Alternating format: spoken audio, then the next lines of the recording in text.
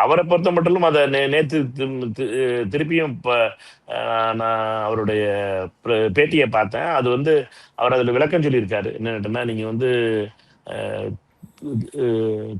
ஸ்ரீபெரும்புதூர் தொகுதி மக்கள்கிட்ட வந்து டைம் கொடுக்கல அப்படிங்கிறதுக்காக தொடர்ந்து கட்சி தலைமை கொடுத்த பொறுப்புகள் வந்து தொடர்ந்து இருந்துச்சு. அதனால அந்த மக்கள்கிட்ட பேசும்பொழுது என்னன்னா நான் வந்து தொடர்ந்து 24 மணி நேரம் உங்களோட இருப்பேன் அப்படிங்கிறத சொல்றதுக்கு சொன்னேன்.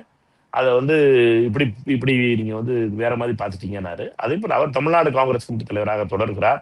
அவரை பொறுத்தமட்டிலும் தமிழ்நாடு காங்கிரஸ் கமிட்டி தலைவர் அவருடைய தலைமையில் தான் தேர்தல் நடக்கிறது.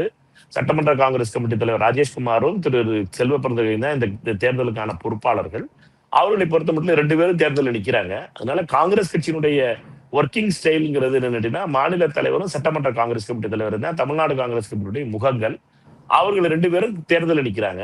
அவர்களை பொறுத்த மட்டிலும் அவர்கள் அவர்களுடைய தொகுதிகளை பார்த்துட்டு இருக்கலாம். ஆனா காங்கிரஸ் கட்சியினுடைய தலைவர்களாக பொறுப்பும் அவர்கள் மேல் தான் இருக்கும். இந்த தேர்தலில் பொறுத்த மட்டும் அவர்கள் தான் வெற்றிக்கு அவர்களுக்கு வெற்றி பெற்ற உடனே அவர்களுக்கு தான் அந்த வெற்றி கிடைக்குமே ஒழிய வேற யாருக்கும் கிடைக்காது.